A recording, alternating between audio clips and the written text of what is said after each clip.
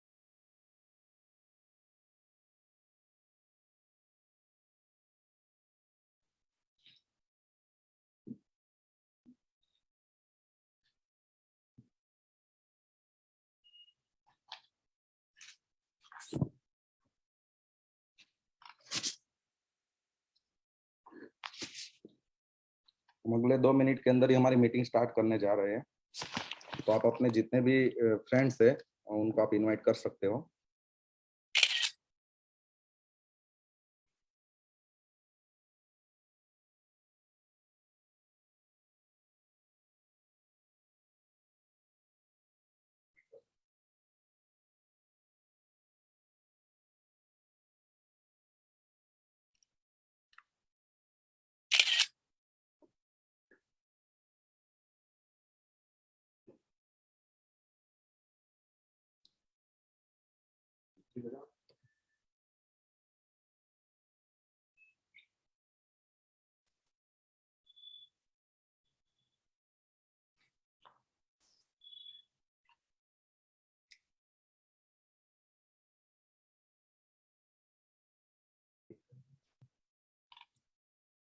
Okay,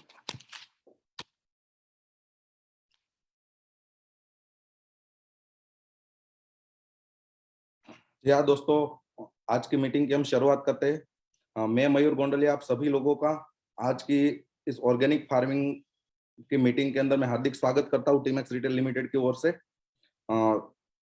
अभी जो हम फार्मिंग की बात कर रहे हैं, ठीक है, खेतीबाड़ी के ऊपर बात कर रहे हैं, तो मैं आपको बताना चाहता हूँ एक्चुअली में जो खेती होती है, ठीक है, जो किसान भाइयों जो खेती करते हैं वो जनरली आज के टाइम के अंदर 2 तरीके से हमारी खेती होती है। जो पहली होती है जो हम लोग अभी जो कर रहे हैं, जो रासायनिक खेती, ठीक है, जहाँ पे हम पेस्टिसाइड और रासायनिक खाद का इस्तेमाल करते हैं हमारी फसल के ऊपर। और जो दूसरी टाइप की जो पद्धति होती है, जो पुरानी खेती पद्धति हम बोलते हैं, जो सालों से चली आ रही है, जिनको हम बोलते हैं जैविक खेती पद्धति। और ये जो जैविक खेती पद्धति है, ठीक है, वो कोई नई खेती पद्धति नहीं है, ये बहुत ही पुरानी है, जो सालों से यही खेती पद्धति चली आ रही थी। लेकिन समय अंतर पे जैसे टेक्नोलॉजी का विकास हुआ और आधुनिकीकरण जैसे हुआ, तो लोगों को केमिकल के बारे में बहुत सारी जो लोग थे उन्होंने केमिकल के बारे में बताया, और हमारे जो किसान भाइयों थे, ठीक है, वो केमिकल का इस्तेमाल करने लगे अपनी खेती पद्धति के अंदर। एक्चुअली मैं बताना चाहता हूँ जो हमारी जैविक खेती पद्धति है, ठीक है, वो होती क्या है। जैविक खेती पद्धति के अंदर कोई केमिकल का इस्तेमाल नहीं होता है। जैविक खेती पद्धति की जो फार्मिंग की टेक्निक होती है, वो जैसे ही मान लो कि कोई वनस्पतियां है, ठीक है, कोई औषधीय है, उनका तेल है, उनका अर्क है, वो अर्क के माध्यम से वो खेती की जाती है। मान लो कि जैसे कोई फसल के अंदर कोई कीट आ गया, या तो कोई इल्ली आ गई, या तो कोई डिसीज आया, या तो कोई फसल की वृद्धि करनी है, तो इनके अंदर वो जैविक खेती पद्धति के अंदर कोई केमिकल का इस्तेमाल नहीं होता है। इनके अंदर जो हमारी औषधियां है, हमारी जो वनस्पतियां है, उनके जो तेल होते हैं, ठीक है, ऑयल होते हैं, और उनका जो अर्क होता है, वो अर्क का फॉर्मुलेशन बना के वो जो सारी चीजें हैं इनके ऊपर कंट्रोल किया जाता है खेती के अंदर। तो ये होती है जैविक खेती पद्धति, जिनके अंदर कोई केमिकल का इस्तेमाल नहीं होता है। और जो केमिकल खेती पद्धति होती है, इनके अंदर तो रासायनिक पेस्टिसाइड, जैसे मान लो कि कोई कीटक आ गए, या तो कोई डिसीज आ गया हमारे फसल के ऊपर, तो हम इनके ऊपर कंट्रोल करने के लिए हम क्या करते हैं, केमिकल का छिड़काव करते हैं। और जो हम जो फर्टिलाइजर का यूज करते हैं, खाद का यूज करते हैं, वो भी केमिकल वाला खाद का यूज करते हैं, जैसे डीएपी हो गया, यूरिया हो गया, ठीक है, एनपीके हो गया, ये सारी चीज हम यूज करते हैं, वो हम केमिकल खेती पद्धति में यूज करते हैं। तो अभी मैं दोस्तों इस मीटिंग शुरू करने से पहले मैं आपके सामने एक स्क्रीन शेयर करने जा रहा हूँ। तो हम पीपीटी के माध्यम से हम जानेंगे कि ऑर्गेनिक खेती पद्धति से क्या फायदा होता है और रासायनिक से क्या नुकसान होता है। और वैसे ही हमारी टीमेक्स रिटेल लिमिटेड जो आज ऑर्गेनिक खेती पद्धति के ऊपर अच्छी तरीके से काम कर रही है, तो वो कैसे काम करती है, उनकी क्या क्या प्रोडक्ट है, वो प्रोडक्ट को कैसे इस्तेमाल करना चाहिए और वो प्रोडक्ट का हमें क्या बेनिफिट हो सकता है। तो मैं आपके सामने स्क्रीन शेयर करने जा रहा हूँ दोस्तों।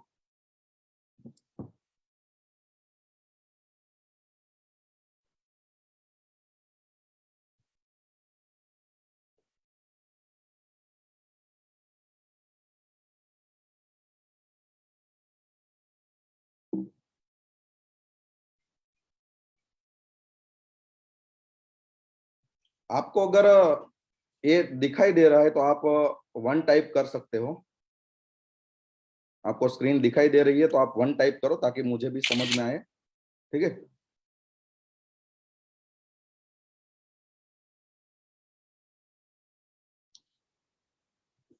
दिखाई दे रहा है ना? वो तो दिखाई दे रही है ना स्क्रीन। ओके। दोस्तों हम शुरू करते हैं आज का कृषि वेबिनार। मैं मयूर गोंडलिया टीमेक्स रिटेल लिमिटेड की ओर से आपका हार्दिक स्वागत करता हूं। जैसे यहाँ पे हमने लिखा है जैविक खेती, ऑर्गेनिक फार्मिंग की जो विधि होती है, ठीक है, उनकी जो प्रोसेस होती है वो क्या होती है। वो दो चीजों के ऊपर काम करते हैं। ऑर्गेनिक फार्मिंग जो हम बोलते हैं, जो हमारी जमीन है, भूमि है, ठीक है, मिट्टी के ऊपर तो काम करती है, साथ ही साथ हमारी फसल के ऊपर भी काम करते हैं। जैसे फसल की वृद्धि करना, इनके अंदर जो भी कोई कीटक आते हैं तो उनका उनके सामने रक्षण करना, ये सारी चीज ऑर्गेनिक खेती के अंदर भी पॉसिबल है। और और हम जैविक खेती जो करते हैं, ठीक है, तो ये जो खेती होती है, ये खेती के अंदर कोई भी जो प्रोडक्ट बनती है, ठीक है, वो प्रोडक्ट के अंदर कोई ऐसे रासायनिक हानिकारक रासायन का उपयोग नहीं किया जाता है। इसकी वजह से क्या होता है कि जैसे हमारा पर्यावरण है, हमारे जो भी एनिमल्स है और जो मनुष्य जाति है, ठीक है, ये सारी चीजों के ऊपर ये बहुत ही कारगर साबित होती है और वो इनकी रक्षा करती है ये खेती पद्धति। ठीक है, तो मैं आगे बात करना चाहता हूँ। जैसे हम बोला जाए कि भारत, तो हमारा देश ऐसा देश है जो ज्यादातर कृषि के ऊपर निर्भर है और हमारी जो ग्रामीण अर्थव्यवस्था है उनका जो मुख्य आधार है वो कृषि के ऊपर है। और और बहुत सारे लोगों का जो आय का साधन है, ठीक है, उनका मुख्य आय का साधन है वो कृषि ही है। ठीक है, तो कृषि के ऊपर अच्छी तरीके से बात करना बहुत ही जरूरी है क्योंकि वो हमारी इकोनॉमी के ऊपर डायरेक्ट इफेक्ट करता है। और जैसे मान लो कि ये जो हम बोलते हैं ऑर्गेनिक फार्मिंग, तो बहुत सारे लोगों को अभी ये लगता है कि ऑर्गेनिक फार्मिंग कोई नई पद्धति होगी या तो कुछ नया नया होगा मार्केट के अंदर। ये कुछ नई नहीं है, ये सालों से चली आ रही है। जो नई खेती पद्धति है वो रासायनिक खेती पद्धति है। जो अभी देखें तो हमारे देश के अंदर जितनी आबादी बढ़ रही है, ठीक है, आबादी बढ़ने के साथ साथ हमारी जो कृषि की दृष्टि से हम देखें तो उनका उत्पादन भी बढ़ना चाहिए, ताकि वो उत्पादन बढ़ेगा तो जितनी भी आबादी है वो आबादी को जो भी चीज चाहिए खाने के अंदर, ठीक है, वो सारी चीज हम कृषि के माध्यम से दे सके जब उनका उत्पादन बढ़े। तो क्योंकि आबादी बढ़ रही है लेकिन जो जमीन का क्षेत्रफल है वो हम नहीं बढ़ा सकते, वो तो एक फिक्स ही है और जनसंख्या तो बढ़ती ही जा रही है। तो हमें क्या करना पड़ेगा, जितनी भी हमारे पास जमीन है, जितनी भी हमारे पास खेत है, ठीक है, इनके अंदर हम अच्छे से अच्छे उत्पादन ले सके ताकि हम लोगों की जरूरियातों को पूरा कर सके। और जैसे मान लो कि मैं बताऊं तो बहुत बार क्या होता है, जैसे उत्पादन ज्यादा लेने के चक्कर में बहुत बार हमें ऐसा लगता है कि हम कोई आसान खेती पद्धति अपना ले ताकि हमें उत्पादन अच्छा मिले, वो ज्यादा मिले।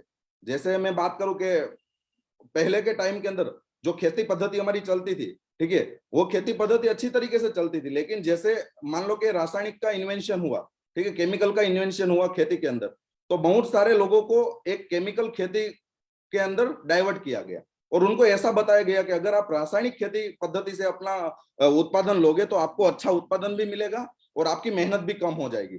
लेकिन जी हाँ दोस्तों, शुरू शुरू में हमें ऐसा लगता है क्योंकि कोई भी हमारी मिट्टी होती है, इनको आप शुरुआत में अगर केमिकल डालते हो तो आपको पहले 1 2 3 साल के अंदर आपको इनका बेनिफिट भी मिल सकता है। लेकिन धीरे धीरे क्या होता है, हमारी जो जमीन होती है वो जमीन धीरे धीरे क्या हो जाती है, बंजर बन जाती है। जो उनकी जो उर्वरक क्षमता होती है वो धीरे धीरे कम हो जाती है। और एक टाइम ऐसा आता है कि उर्वरक क्षमता कम होने के कारण हम क्या करते हैं, हम ज्यादा उत्पादन लेने के चक्कर के अंदर ज्यादा से ज्यादा केमिकल खाद का इस्तेमाल करने लगते हैं। तब क्या होता है, जो हमारा उत्पादन है वो तो एक लिमिटेड आ रहा है, लेकिन हमारा जो केमिकल खाद है और फर्टिलाइजर का जो हम इस्तेमाल करते हैं वो जब बढ़ता जाता है तो हमारी जो कॉस्ट होती है, ठीक है, हमारा जो खर्चा होता है वो बढ़ने लगता है। और वो बढ़ने लगता है तो हमें ऐसा लगता है कि अब खेती के अंदर कुछ बचा नहीं है, अब तो ज्यादा से ज्यादा पैसा जा रहा है। लेकिन उनका रीजन ये है कि हम ज्यादा से ज्यादा उत्पादन लेने के चक्कर के अंदर हमारा जो केमिकल का इस्तेमाल है वो हम बढ़ा देते हैं, और हमें ये लगता है कि इस्तेमाल होने से हमारी फसल बढ़ जाएगी, हमारा उत्पादन बढ़ जाएगा। वो आपकी बात सही है, लेकिन क्या होता है, जैसे ज्यादा केमिकल इस्तेमाल करने से हमारा जो जल है, हमारी जो भूमि है, जैसे हमारा जो ये वातावरण है, ठीक है, वो प्रदूषित हो जाता है। और जो खाने के लिए जो खाद्य पदार्थ हमारे खेत के अंदर हम निकालते हैं बाहर, ठीक है, वो भी एक जहरीले हो जाते हैं, क्योंकि हमने केमिकल का इस्तेमाल ज्यादा किया। तो स्वाभाविक है कि जो भी हमने पौधा हमने डाला हुआ है, जो भी हमने फसल लगाई हुई है, वो फसल के अंदर वो केमिकल जाने ही वाला है। मान लो कि हमने धान डाला हुआ, या तो कोई फ्रूट की खेती कर रहे हैं, या तो मान लो कि सब्जी की खेती कर रहे हैं, इनके अंदर हम केमिकल का इस्तेमाल ज्यादा से ज्यादा करने लगेंगे तो क्या होता है, अल्टरनेटिव पौधे के अंदर आएगा, और पौधे में से ही खाद का, पौधे के अंदर से ही धान में आएगा, फ्रूट में आएगा, सब्जी में आएगा, और वही फ्रूट, धान और सब्जी हम लोग हमारे घर के अंदर खाते हैं। तो वो अल्टरनेटिव हमारे शरीर के अंदर आता है, हमारे शरीर के अंदर एक केमिकल्स आता है, तो क्या होता है, धीरे धीरे धीरे हमारी जो शरीर की जो इम्यून सिस्टम है और मेटाबॉलिज्म है, इनके ऊपर प्रभाव पड़ने लगता है, और इनको ये असरकारक रूप से वो प्रभाव पड़ता है, और हमारी इम्यूनिटी और मेटाबॉलिज्म दोनों कम हो जाते हैं। फिर क्या होता है, हमारी बॉडी होती है वो रोगों के सामने, मतलब वायरस और बैक्टीरिया के सामने लड़ने में सक्षम नहीं होती है। फिर क्या होता है, हमारा शरीर होता है वो बीमार होने लगता है। तो हमें दो तरीके से नुकसान हुआ, पहले तो हमने ज्यादा केमिकल इस्तेमाल किया तो हमारा खर्चा भी बढ़ा, दूसरा हमारी हेल्थ के ऊपर इनका असर पड़ा, तीसरा जो भी हम केमिकल इस्तेमाल करते हैं वो तो वातावरण में ही जाएगा, जमीन के अंदर जाएगा, पानी के अंदर जाएगा, एनवायरमेंट के अंदर जाएगा, तो वो भी दूषित होगा। तो आप देखो तो ये जो केमिकल खेती पद्धति है, उनसे सभी जगह पे नुकसान हो रहा है, कहीं पे फायदा नहीं हो रहा है। और इसीलिए एक मध्य प्रदेश के अंदर मैं आपको यहाँ पे एग्जांपल देना चाहता हूँ। जो हमारा मध्य प्रदेश है, मध्य प्रदेश के अंदर एक आंदोलन हुआ था, और वो आंदोलन कैसे हुआ, जैसे 2001 से लेकर 2002 के अंदर मध्य प्रदेश के अंदर एक आंदोलन चला जो जैविक खेती का। और वो जैविक खेती के अंदर उन्होंने कैसे आंदोलन बनाया कि जैसे मान लो कि अलग अलग एक एरिया है, ठीक है, जैसे अलग अलग एरिया है, तो अलग अलग एरिया के अंदर बहुत सारे गांव होते हैं। तो गांव के अंदर क्या हुआ कि गांव के अंदर जैविक खेती पद्धति का प्रारंभ किया गया। और उन्होंने क्या किया, जैसे मान लो कि उन्होंने 313 गांवों को सिलेक्ट किया, और 313 गांवों के अंदर जैविक खेती का शुरुआत कर दिया, और वही गांव को उन्होंने नाम दिया, उन्हीं गांवों का नाम दिया जैविक गांव। मतलब वहां पे कोई भी केमिकल का इस्तेमाल नहीं होगा, जो भी इस्तेमाल होगा वो जैविक रूप से होगा।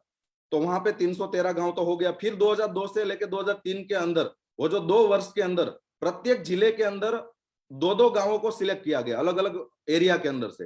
तो 2003 से लेकर 2004 के अंदर क्या हुआ, दो दो गांवों को सिलेक्ट किया, मतलब 1565 गांवों के अंदर जैविक खेती की गई।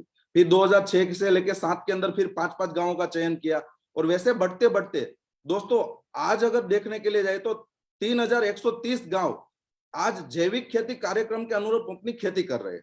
तो वहां पे क्या होगा कि वो जो लोग फसल उगा रहे हैं, वो जो लोग सब्जी उगा रहे हैं, वो लोग जो फ्रूट उगा रहे हैं, वो सारा जैविक उन्होंने किया।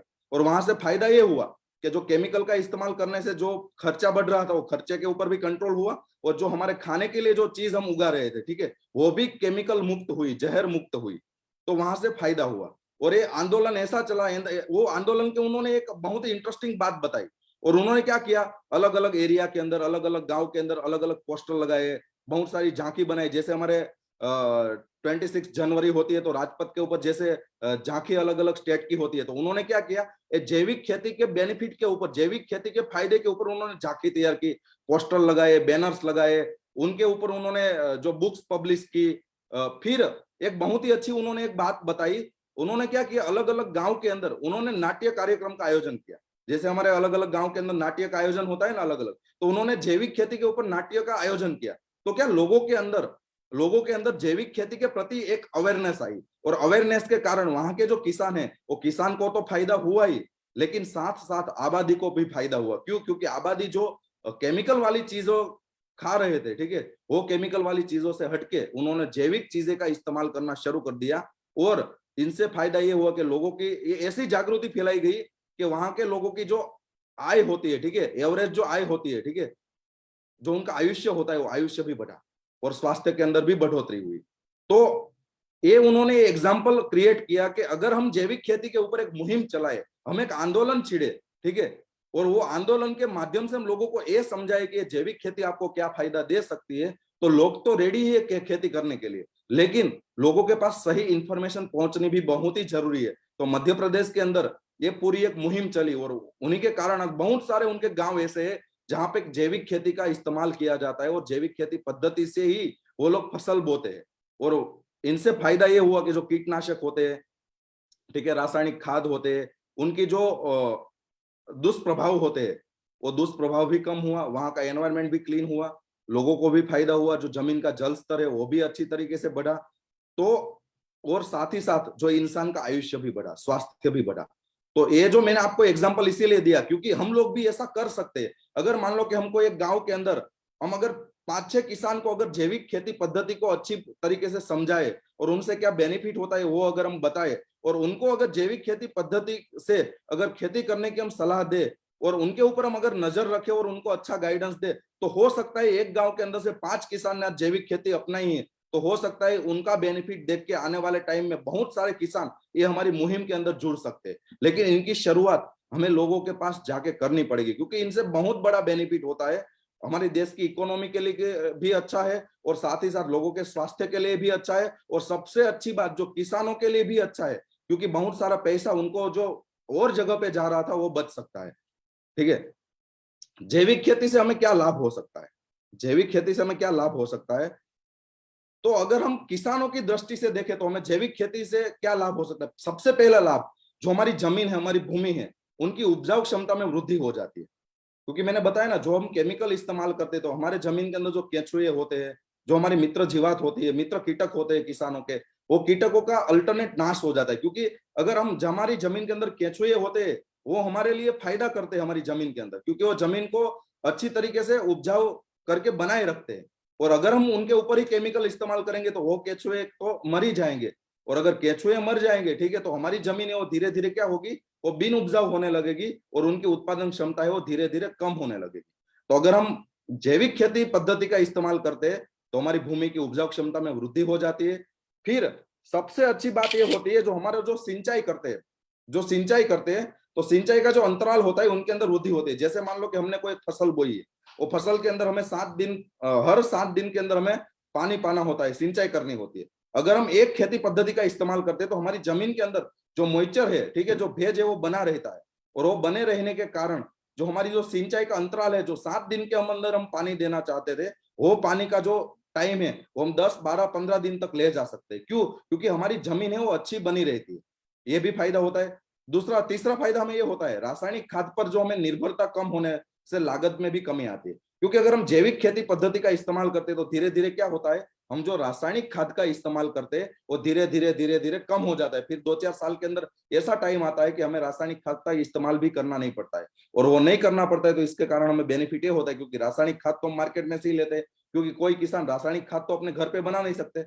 मान लो कि गोबर है, ये सारी चीज जो जैविक खाद है वो हम घर पे बना सकते हैं, लेकिन रासायनिक खाद तो हमें मार्केट में पैसा देके ही लेना पड़ता है। तो अगर हम जो जैविक खेती का इस्तेमाल करने लगेंगे तो रासायनिक खाद का जो पैसा है वो भी हमारा बच जाएगा। फिर फसलों की उत्पादन में भी वृद्धि होगी, क्योंकि फसलों को जो भी चीज मिलेगी वो नेचुरल मिलेगी। क्योंकि हम जो भी चीज इस्तेमाल करेंगे, हमारे वनस्पतियां होती है, हमारे औषधियां होती है, उनके अर्क का इस्तेमाल करते हैं, उनका तेल का इस्तेमाल करते हैं, जैसे गौमूत्र का इस्तेमाल करते हैं, गोबर का इस्तेमाल करते हैं, ये सारी चीजों का इस्तेमाल करते हैं, तो हमारी फसलों की जो उत्पादन क्षमता है उनके अंदर भी वृद्धि हो जाती है। और सबसे अच्छी बात, आज के टाइम के अंदर ऑर्गेनिक फार्मिंग के लिए बहुत ही अच्छी चीजें हो रही है। जैसे मान लो कि बाजार के अंदर जैसे ऑर्गेनिक नाम पड़ता है तो वो ऑर्गेनिक उत्पादनों की जो मांग होती है ना, वो अपने आप बढ़ जाती है और उनको अच्छा पैसा भी मिलता है। देखो दोस्तों, आज अगर मैं बताऊं ना, मैं अहमदाबाद में रहता हूं, तो अहमदाबाद के अंदर अगर हमारे यहाँ पे क्या होता है, गांव में से एक अंकल आते हैं, ठीक है, वो यहाँ पे निकोल में वो गांव में से सब्जी लेके आते हैं। और वहां पे हम जो सब्जी लेते हैं, ठीक है, तो वहां पे जो सब्जी होती है वो नॉर्मल जो मार्केट में से लेते हैं उनसे 1.5 गुना ज्यादा पैसा हम देते हैं, लेकिन उनकी जो क्वालिटी होती है वो भी अच्छी होती है। वो लोग लाइन में खड़े होते हैं, वो लोग लाइन में भी खड़े होते हैं वो जैविक सब्जी लेने के लिए। तो अगर हमने जैविक का इस्तेमाल करते हैं तो अल्टरनेट किसान की आय में भी वृद्धि हो सकती है। ठीक है, तो ये हमें कृषकों की दृष्टि से भी लाभ होता है, किसानों को लाभ होता है। दूसरा लाभ होता है मिट्टी की दृष्टि से, क्योंकि हमारी जमीन की जो मिट्टी है ना वो इंपॉर्टेंट है। अगर मिट्टी अच्छी होगी, ठीक है, तो हम उत्पादन भी अच्छा ले सकेंगे। तो जैविक खाद के उपयोग करने से भूमि की जो गुणवत्ता होती है, गुणवत्ता के अंदर भी अल्टरनेट सुधार आने लगता है। धीरे धीरे हमारी जो जमीन होती है वो सुधरने लगती है, ठीक है। फिर जो हमारी जमीन के अंदर जो जल धारण करने की क्षमता होती है वो भी बढ़ जाती है, क्योंकि जो हम जो केमिकल का इस्तेमाल करते हैं वो केमिकल क्या हमारे जो H2O का बॉन्डिंग है, ठीक है, जमीन के अंदर वो बॉन्डिंग को अच्छी तरीके से बनाए नहीं रखता है और जमीन वैसे ही बंजर बना देता है, ठीक है। तो जैविक खेती पद्धति का इस्तेमाल से जो हमारी जमीन होती है वो जमीन की जल धारण की क्षमता भी बढ़ जाती है। फिर हम जब जैविक खेती पद्धति इस्तेमाल करते हैं तो पानी का जो बाष्पीभवन होता है, जो सनलाइट के कारण जो पानी का बाष्पीभवन होता है वो भी कम होता है, ठीक है। तो ये हमें मिट्टी की दृष्टि से भी लाभ होता है। फिर हम देखें पर्यावरण की दृष्टि से, तो पर्यावरण की दृष्टि से हमें क्या लाभ होता है। तो पर्यावरण की दृष्टि से देखें तो हमारे जो भूमि के जल स्तर है उनके अंदर वृद्धि होने लगती है। फिर जो मिट्टी होती है, हमारे जो खाद्य पदार्थ होते हैं और जो जमीन के अंदर जो पानी के माध्यम से जो होने वाले प्रदूषण होते हैं, जो क्योंकि हम जो भी केमिकल डाल रहे हैं वो अल्टरनेट जमीन में जा रहा है, तो जमीन के माध्यम से जमीन के अंदर पानी में तो वो मिक्स होने ही वाला है। तो जो प्रदूषण होता है ना जो जल का, वो भी कम होने लगता है, तो पर्यावरण को भी बेनिफिट होता है। फिर ये जो जैविक खेती के अंदर हम रोजाना कचरे का भी उपयोग कर सकते हैं। जैसे मान लो कि हम घर में खाना खाते हैं, फिर भी कोई चीज बचती है तो हम बाहर निकाल देते हैं, ठीक है, वैसे ही कहीं पे फेंक देते हैं। अगर हम इनको इकट्ठा करें तो एक जगह पे हम जब इकट्ठा करते हैं, ठीक है, तो वो धीरे धीरे क्या होते हैं, उनके अंदर सड़न होने से वो एक जैविक खाद बन जाता है। तो वो जो जैविक खाद बन जाता है तो उनका इस्तेमाल हम खेती में कर सकते हैं, हमारी जमीन में कर सकते हैं। तो उनके कारण जो बाहर जो हम जो डालते थे जो सारी चीज और एनवायरमेंट और सारी चीजों को जो हम प्रदूषित करते थे वो भी बच जाएगा और इनके कारण जो बीमारियां होने की संभावना भी कम हो जाएगी। फिर जो हमारा फसल का उत्पादन है, फसल का उत्पादन भी धीरे धीरे बढ़ने लगता है और फसल का उत्पादन बढ़ना लगता है, ठीक है, और साथ ही साथ जो लागत होती है वो लागत कम होने लगती है। तो हमारी जो एवरेज जो इनकम होती है वो इनकम के अंदर भी बेनिफिट होता है। और सबसे अच्छी बात, आज अंतरराष्ट्रीय बाजार के अंदर हमें अगर स्पर्धा करनी है किसान की दृष्टि से, तो जैविक उत्पादन की गुणवत्ता, जैविक जो हम उत्पादन करते हैं उनकी गुणवत्ता पर हम खरे उतर सकते हैं अंतरराष्ट्रीय बाजार के मुताबिक। क्योंकि दोस्तों बहुत सारे ऐसे कंट्रीज है जो केमिकल से पकाई हुई चीजों का वो लोग मना करते हैं उनके देश के अंदर। आपको बहुत सारी चीजें पता होगी, ठीक है, और वो मना कर देते, डायरेक्टली मना कर देते कि हम ये इस्तेमाल नहीं करेंगे क्योंकि इनके अंदर केमिकल आपने इस्तेमाल किया हुआ है। वो लोग सैंपलिंग करते हैं, लैब टेस्टिंग करते हैं, ठीक है। तो अगर हम जैविक तरीके से हम खेती पद्धति करते हैं तो इनका उत्पादन हम अंतरराष्ट्रीय गुणवत्ता का भी बना सकते हैं, ठीक है, ये भी हमें एक बेनिफिट हो सकता है, ठीक है। इनके अगर जैविक खेती क्यों करनी चाहिए, क्योंकि जैविक खेती की जो पद्धति होती है ना वो रासायनिक खेती की पद्धति की तुलना में बराबर या तो उत्पादन ज्यादा देती है, कम नहीं देती है। क्योंकि ये एक मिथ्या चीज है, बहुत सारे लोगों ने थोड़ा बहुत मिथ्या भी चलाया हुआ है कि अगर आप ऑर्गेनिक खेती करोगे तो आपको ये हो उत्पादन कम हो जाएगा, आपकी फसल अच्छी नहीं आएगी। हो सकता है शुरुआत के 1-2 साल के ऐसे होते हैं कि जहां पे हम जैविक खेती पद्धति अपनाते हैं तो हमारे पास एक्सपीरियंस नहीं होता है, तो शुरुआत के 1-2 साल के अंदर दिक्कत होती है। लेकिन अगर हम 1-2 साल अच्छी तरीके से भी अगर बुआई करें, ठीक है, अच्छी तरीके से फसल के ऊपर हम प्रोसेस करें तो हमें कोई नुकसान नहीं होता है। और ये जो कोई 1-2 साल का सवाल नहीं होता, ये पूरी लाइफ का सवाल होता है। क्योंकि ये जो खेती होती है, ठीक है, वो किसान को 1-2 साल के लिए नहीं करते, वो अपनी पूरी लाइफ के अंदर ये खेती करते रहते हैं। क्योंकि उनका जो इनकम का मेन स्रोत है, उनका आवक का मेन स्रोत है, आय का मेन स्रोत है, वो उनकी खेती ही होती है। तो अगर 1-2 साल हम अच्छी तरीके से सेटअप बनाए तो हो सकता है तीसरे चौथे पांचवें साल से हमारी जो रासायनिक के तुलना में एक खेती पद्धति हमें असरदार और कारगर साबित हो सकती है। लेकिन ये हमें समझाना पड़ेगा और अच्छी तरीके से इंफॉर्मेशन भी देनी पड़ेगी, ठीक है। फिर सबसे अच्छी बात, जो जो भी खेती है, ठीक है, वो सिर्फ और सिर्फ मानसून के ऊपर आधारित है। मतलब जो वर्षा के ऊपर जो भी खेती पद्धति आधारित है, जो बारिश के ऊपर जो भी खेती पद्धति आधारित है, वो खेती पद्धति को ज्यादा लाभ होता है जैविक खेती पद्धति से काम करने से, ठीक है। तो जहां पे भी और ज्यादातर हमारे एरिया के अंदर जो खेती पद्धति होती है वो बारिश के ऊपर ही निर्भर होती है। तो अगर इनके अंदर हम जैविक खेती पद्धति इस्तेमाल करें तो हमें बहुत सारा लाभ मिल सकता है।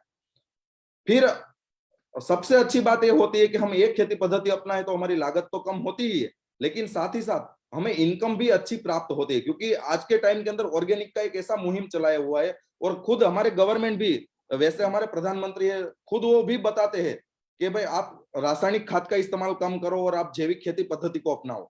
तो इनसे भी हमें बेनिफिट होता है क्योंकि एक बहुत ही अच्छा माहौल बना हुआ है और आज लोगों को भी एक अवेयरनेस आई है कि केमिकल वाली चीजों से तो अच्छी है कि हम जैविक चीजों का इस्तेमाल करें, भले 2 पैसा या 2 रुपये ज्यादा हमें देना पड़े, लेकिन हम अच्छी चीजें खाएं, क्योंकि हमारा शरीर एक बार बीमार हुआ तो वहां पे हम बहुत सारा खर्च कर देते हैं। तो इससे तो अच्छा है कि हम अच्छी चीज खाकर हमारे शरीर को ही बीमार ना होने दे।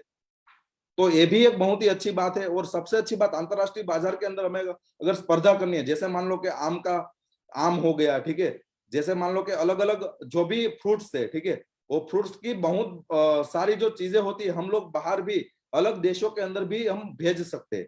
लेकिन इनके अंदर अगर हमने केमिकल इस्तेमाल नहीं किया होता है, तो दूसरे अच्छे अच्छे देशों के अंदर हमें अच्छा अच्छा पैसा भी मिलता है इनका। फिर भी हमारा जो धान होता है, ठीक है, गेहूं होता है, ये सारी चीजों का भी हमें बेनिफिट मिलता है अगर हम इनको ऑर्गेनिक पद्धति से हम अगर पकाए तो, ठीक है, ये भी फायदा होता है।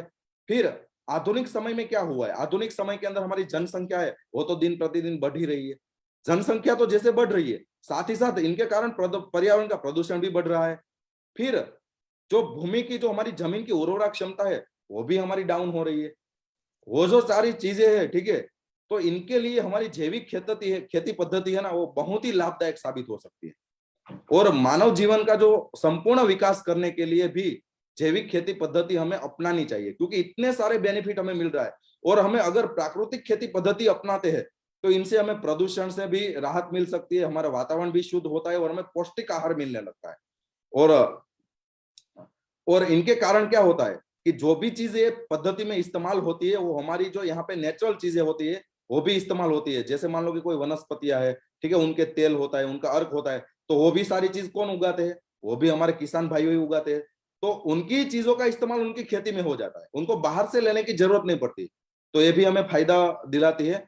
और मैं तो आशा करता हूँ कि सब लोग हम ऐसा मुहिम उठाए और लोगों को ऑर्गेनिक खेती पद्धति के बारे में अच्छा नॉलेज दे, ताकि सब लोग एक खेती पद्धति के ऊपर आए और किसान की आय भी बढ़े और हमें अच्छा पौष्टिक आहार भी मिल सके। जैविक खेती पद्धति और जो कीटनाशक होते हैं, केमिकल्स, ये उत्पादों के बीच में अंतर क्या होता है, ठीक है, तो ये दोनों के अंदर अंतर क्या होता है वो मैं आपको बताना चाहता हूँ। इनके अंदर पहला, जैसे मान लो कि रासायनिक खेती है और एक जैविक खेती है। रासायनिक खेती को जो होती है वो भूमि को भी नुकसान करती है, पर्यावरण को भी नुकसान करती है, मनुष्य को भी नुकसान करती है, पानी और जो हमारे जानवर होते हैं, ठीक है, एनिमल्स होते हैं, इनके ऊपर भी हानिकारक असर करती है, जैसे मैंने आगे बताया, क्योंकि वो केमिकल अल्टरनेट जमीन के अंदर ही जाने वाला है। ठीक है, जैविक खेती पद्धति से भूमि, पर्यावरण, मनुष्य, पानी और हमारे जो एनिमल्स है, जानवर है, ठीक है, उनके लिए भी ये सुरक्षित है। दूसरा, ये जो रासायनिक चीजें होती है, इनका ज्यादा से ज्यादा उपयोग से क्या होता है, जो मिट्टी होती है उनकी उर्वरता क्षमता वो कम होने लगती है। तो उनकी जो हम उपजाऊ क्षमता बोलते हैं, जो हमें अच्छी मिलनी चाहिए, वो नहीं मिल पाती, क्योंकि भूमि अपनी उर्वरक क्षमता को गंवा देती है। ठीक है, लेकिन अगर हम जैविक खेती पद्धति का इस्तेमाल करते हैं, तो मिट्टी की अच्छी उर्वरक क्षमता हम बनाए रख सकते हैं। तीसरी चीज, जब हम रासायनिक खेती पद्धति का इस्तेमाल करते हैं ना, तो उत्पादन के साथ साथ समय समय पर हमारी लागत बढ़ने लगती है। क्यों? क्योंकि हम ज्यादा से ज्यादा उत्पादन लेने के चक्कर में हम ज्यादा से ज्यादा रासायनिक प्रोडक्ट का इस्तेमाल करने लगते हैं। हमें ऐसा लगता है कि मैं आज मान लो कि ये 50 ग्राम डाल रहा हूं, तो इसकी बजाय अगर मैं 60 ग्राम डालूं तो अच्छा मिलेगा उत्पादन, लेकिन सही में ऐसा होता नहीं है। लेकिन हम क्या करते हैं, वो ज्यादा से ज्यादा डालने लगते हैं, ताकि हमारा जो खर्च होता है वो खर्च बढ़ने लगता है, और उत्पादन तो हमारा लिमिट वाला ही आने वाला है। ठीक है, लेकिन अगर हम जैविक खेती पद्धति का इस्तेमाल करते हैं, तो इनके ऊपर हमें क्या फायदा होता है, तो ये उत्पादन के खिलाफ समय समय पर उपयोग करने से लागत कम हो जाती है। जैसे मान लो कि आप जैविक खेती पद्धति अपनाते हैं, तो धीरे धीरे धीरे जो आपका जो इस्तेमाल होता है जो खाद का, वो धीरे धीरे अपने आप कम हो जाता है। क्यों? क्योंकि हमारी जो मिट्टी है वो मिट्टी ही अच्छी बन जाती है, मिट्टी ही प्राकृतिक बन जाती है, ताकि हमें कोई और चीज डालने की जरूरत नहीं पड़े। हम मान लो कि आज हमें दवाइयां लेने की क्यों जरूरत पड़ती, मान लो कि हम बीमार होते हैं तब हम दवाइयां लेते हैं ना, और अगर हम बीमार है ही नहीं तो हमें दवा लेने की क्या जरूरत है। तो वैसे ही अगर हम जमीन के अंदर हमें कोई चीज डालने की कैसे, कोई दवाइयां डालने की कैसे जरूरत पड़ेगी, अगर उनके अंदर कोई तकलीफ आई तो ना, अगर उनके अंदर कोई तकलीफ आती ही नहीं है तो हमें कोई डालने की जरूरत नहीं पड़ेगी, तो हमारा जो पैसा होता है वो पैसा भी बच जाता है। फिर रासायनिक खेती से सबसे बड़ा नुकसान होता है ना, जो हमारे जो किसानों के जो मित्र जीवात होते हैं, ठीक है, जो कीट होते हैं, जैसे केचुए हो गए, मधुमक्खियां हो गई, और बहुत सारे ऐसे किसान के जो मित्र जीवात होते हैं, ठीक है, मित्र कीटक होते हैं, वो जो पक्षी होते हैं, फिर एनिमल्स होते हैं, इनके ऊपर ये बहुत ही हानिकारक इफेक्ट करता है। क्योंकि ये केमिकल के कारण ये सारी चीज होती है ना, वो हमारे से दूर चली जाती है या तो वो नष्ट हो जाती है। लेकिन हम अगर रासायनिक जैविक खेती का इस्तेमाल करते हैं, तो हमारे मित्र कीट है, फिर केचुए है, मधुमक्खियां है, फिर हमारे अन्य जो किसान हितैषी जो जानवर है, या तो पक्षियों है, या तो जो कीड़ों है, इनके लिए एकदम सुरक्षित है। ठीक है, तो ये हमें बेनिफिट होता है रासायनिक खेती के सामने जैविक खेती करने से। ठीक है, तो अब हम बताते हैं टीमेक्स का जो जैविक उत्पादन है, ठीक है, वो कैसे हमने बनाया है और इनसे हमें क्या लाभ हो सकता है, क्या हमें बेनिफिट हो सकता है, तो इनके ऊपर मैं आपको बताना चाहता हूं।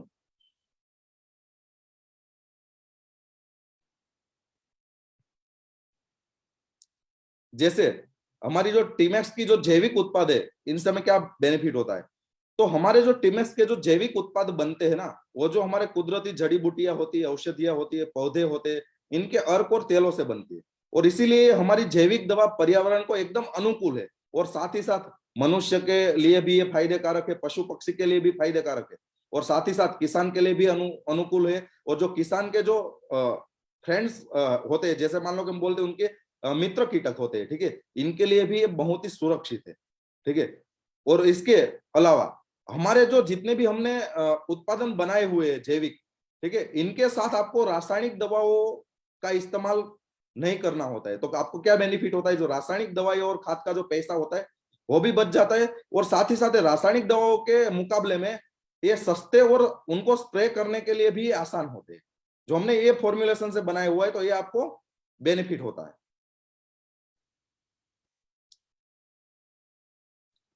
फिर साथ ही साथ बहुत बार क्या होता है, जब हम केमिकल पेस्टिसाइड का इस्तेमाल करते हैं, तो जब हमारे फसल के ऊपर जब कीट आते हैं, ठीक है, तो कीट आने के बाद हम इस्तेमाल करते हैं। लेकिन जो जैविक उत्पाद का फायदा ये होता है, आप पहले ही इसका इस्तेमाल कर दो, तो आपकी जो फसल होती है, उनकी जो रोग प्रतिरोधक क्षमता होती है, वो एकदम बढ़ जाती है। और वो बढ़ने के कारण जो फसल के ऊपर जो रोग आने वाले होते हैं, उनको हम रोक सकते हैं और फसल को बीमारी से मुक्त रख सकते हैं। ठीक है, तो उनको हम हेल्थी बना सकते हैं। जैसे मान लो कि हमारे शरीर के अंदर, जैसे मान लो कि हम आयुर्वेदा कोई प्रोडक्ट का इस्तेमाल करते हैं, जैसे मान लो कि हम तुलसी पीते हैं, या तो हम मान लो कि गुड़ूची पीते हैं, तो इनसे हमें क्या बेनिफिट होता है, हमारी इम्यूनिटी बढ़ जाती है। और इम्यूनिटी बढ़ने के कारण हमें बाहर की जो बीमारी है, जो वायरस है, जो बैक्टीरिया है, उनसे हमें प्रोटेक्शन मिलता है। तो वैसे ही ये जो हमारे फसल होते हैं, वो भी एक सजीवी है। ठीक है, तो उनको भी ये रोग प्रतिरोधक क्षमता बढ़ाने में ये हमारे जैविक उत्पाद बहुत ही काम आते हैं, क्योंकि इनके अंदर हमने औषधियों का तेल और अर्क का ही इस्तेमाल किया होता है। तो ये भी फायदा करता है। फिर साथ ही साथ हमारे जो उत्पाद है, ठीक है, वो फसल के लिए एकदम पौष्टिक है, और साथ ही साथ कीटों को भी वो मारते हैं, और छिड़काव के बाद फसल के स्वास्थ्य को बढ़ाकर उत्पादन में बहुत ही अच्छी वृद्धि करता है। तो ये टीमेक्स का उत्पाद हमें ये लाभ देता है।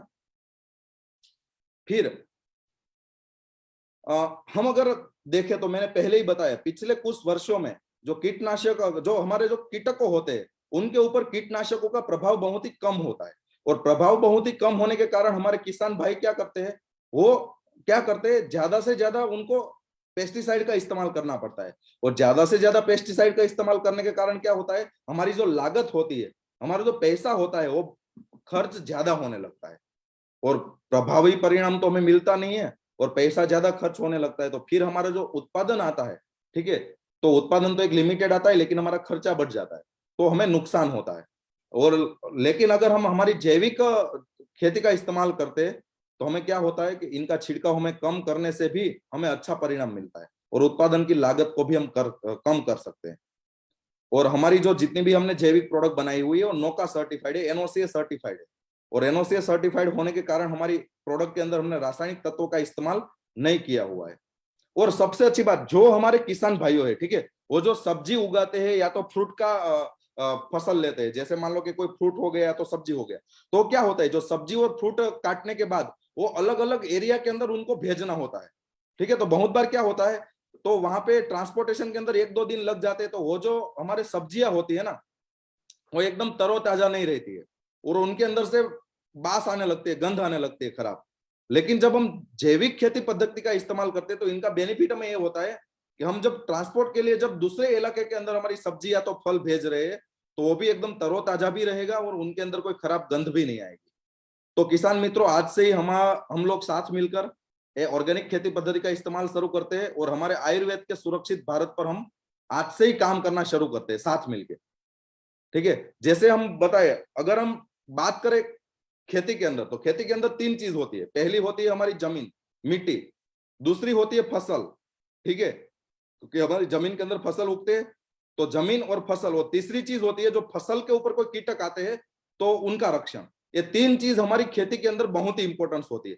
तो टीमेक्स रिटेल लिमिटेड ने हमारे किसान भाइयों को सबको देख के और उनका एक्सपीरियंस लेके हमने ये तीनों चीजों के ऊपर काम किया है।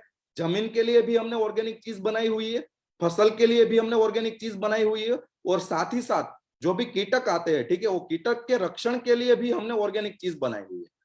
ठीक है, तो हमारी भूमि वीटा, तो भूमि वीटा क्या है?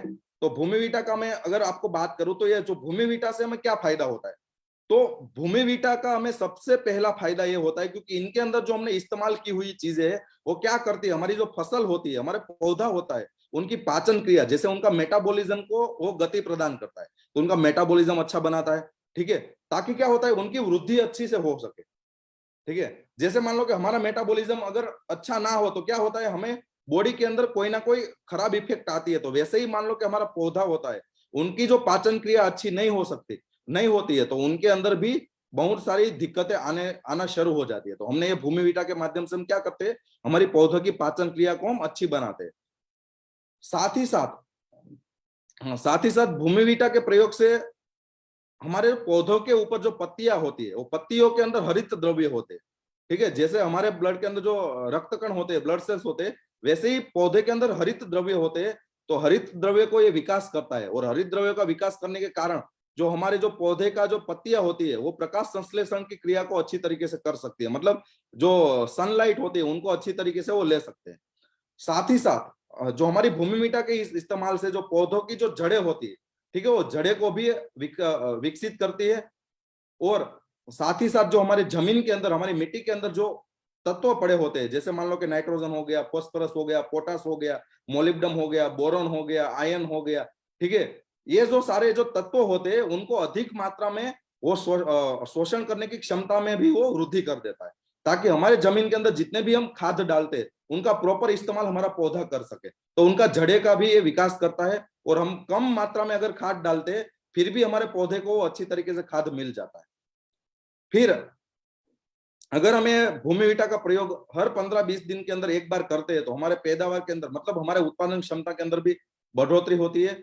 और ये भूमि वीटा होता है, ये भूमि वीटा हर फसल के, सारी फसलों के लिए ये फायदा कारक है। ठीक है, सारे फसलों के अंदर आप इसका इस्तेमाल कर सकते हैं। और साथ ही साथ भूमि वीटा के अंदर जो हमने सारी चीज डाली हुई है वो क्या करती है, जो जमीन के अंदर जो पोषक तत्व होते हैं, ठीक है, वो पोषक तत्वों को फसल तक पहुंचाने के अंदर वो मदद करने में भी एक सहायक बनते हैं। ठीक है, और तमाम जो धान्य पाक है, बागायती फसल है, तेलिया फसल है, या तो सब्जियां है, ये सारी चीजों के अंदर हम इस्तेमाल कर सकते हैं। हमने इसके अंदर जो सारी चीजें यूज की है, जैसे अश्वगंधा है, चित्रकूट है, एलोवेरा है, सीवीड है, एरंड ऑयल है, अनारत्वक है, ह्यूमिक एसिड है, और अलग अलग बहुत सारी वनस्पतियों का अर्क और तेल हमने डाला हुआ है। तो इनका भी हमें बेनिफिट होता है। फिर इनका हमें उपयोग कैसे करना है, जैसे मान लो कि हमारा 15 लीटर का जो दवा छिड़काव करने का पंप आता है, ठीक है, वो पंप के अंदर हम 40 मिलीलीटर भूमि वीटा डाले और इसके बाद इसका इस्तेमाल करें। लेकिन सबसे पहले हमें क्या करना है, सबसे पहले हमें ये करना है, एक बाल्टी के अंदर हमें पानी लेना है, और वो पानी के अंदर हमें 40 ml भूमि वीटा है वो डालना है। फिर उनको अच्छे से मिक्स करना है, लकड़ी के माध्यम से अच्छे से मिक्स कर ले बाहर। फिर वो मिश्रण हम पंप में डालते हैं और बाकी का पानी ऐड करके फिर हमें छिड़काव करना है। और मान लो कि कोई किसान है, वो फसल को पानी देते समय भी इसका इस्तेमाल कर सकते हैं। जैसे मान लो कि 1 बीघा हो गया तो इनके अंदर आप 200 मिलीलीटर पानी के साथ भी दे सकते हैं, और ड्रेंचिंग भी आप कर सकते हैं। तो ये तरीके से आप इनका इस्तेमाल कर सकते हैं। हमारी जो भूमि वीटा है वो क्या करता है, हमारी जमीन को अच्छी बनाता है, हमारी मिट्टी को अच्छी बनाता है, ताकि मिट्टी अच्छी बन जाए तो हमारे जो पौधे होते हैं वो पौधे को अच्छे से अच्छे हम जो पोषक तत्व है सही तरीके से पहुंचा सके। तो ये हमें 250 ml और 500 ml दोनों में अवेलेबल है। उसके बाद धरती वीटा, नाम से ही आपको पता चल गया होगा कि ये धरती के लिए फायदेमंद है, इसलिए इनका नाम धरती वीटा रखा गया है। ये धरती वीटा क्या करता है, ये जो धरती वीटा होता है ना, ये धरती वीटा के अंदर हमने जो चीज डाली हुई है, ये हमने 3 कॉम्बिनेशन डाला हुआ है। एक है ह्यूमिक का कॉम्बिनेशन, दूसरा है फुलविक एसिड का कॉम्बिनेशन, और तीसरा है पोटेशियम ऑक्साइड का कॉम्बिनेशन। तो ये जो ह्यूमिक क्या करता है, ह्यूमिक हमारी जमीन को तो अच्छी बनाता है, साथ ही साथ इनके अंदर जो पानी ग्रहण करने की क्षमता होती है उनको भी ये स्टेबल रखता है। फिर जो फुलविक एसिड होता है, फुलविक एसिड क्या करता है, आज तक हमने जितने भी केमिकल्स का इस्तेमाल किया हुआ है जमीन के अंदर, जैसे कोई रासायनिक खाद हो गया या तो पेस्टिसाइड हो गया, तो उनके कारण हमारे जमीन के अंदर बहुत सारे केमिकल अभी अवेलेबल जो हमें नुकसान कर रहा है। तो केमिकल को ये क्या करता है, ये डिटॉक्सिफाइंग करता है। जैसे हम डिटॉक्स टेबलेट पीते हैं तो हमारे बॉडी का डिटॉक्सिफाइंग होता है, ठीक है, साफ सफाई होती है। वैसे ही ये जमीन के अंदर से केमिकल की साफ सफाई करता है, ताकि हमारी जमीन को नेचुरल बनाने में मदद करता है फुलविक एसिड। और जो पोटेशियम ऑक्साइड है वो तो हमारी फसल के लिए भी अच्छा है और जमीन के लिए भी अच्छा है, क्योंकि ये फसल की जड़े को मजबूत बनाता है, ठीक है।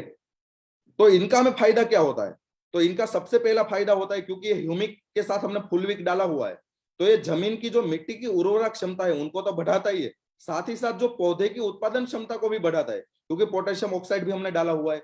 साथ ही साथ बहुत बार क्या होता है कि जो हमारी फसल होती है, ठीक है, वो फसल इतनी अच्छी नहीं होती है, ताकि इतनी अच्छी ना होने के कारण क्या होता है, इनके अंदर जो फल और फूल होते हैं ना, वो गिरने लगते हैं, ठीक है, वो झड़ने लगते हैं। तो ये फल और फूल को बनाए रखने में भी ये मदद करता है, वो फल और फूल का विकास भी करता है। तो जिन लोगों को जो फ्लावरिंग की समस्या होती है, ठीक है, तो फ्लावरिंग के अंदर भी अच्छा काम करता है। फिर फुलविक एसिड के कारण मिट्टी को शुद्ध करता है, और मिट्टी शुद्ध हो जाए और मिट्टी में से केमिकल चला जाए तो उनका फायदा ये होता है कि हमारी मिट्टी के अंदर केचुए होते हैं और केचुए फिर से आना शुरू कर देते हैं, और केचुए आ जाते हैं तो फिर क्या होता है, हमारी जमीन वो अच्छी तरीके से वो पोषण युक्त बनाता है, और साथ ही साथ इनकी उत्पादन क्षमता भी बढ़ा देता है। और जो केचुए का जो एक फायदा ये भी होता है, ये मिट्टी को खाद देने का भी काम करता है, ठीक है।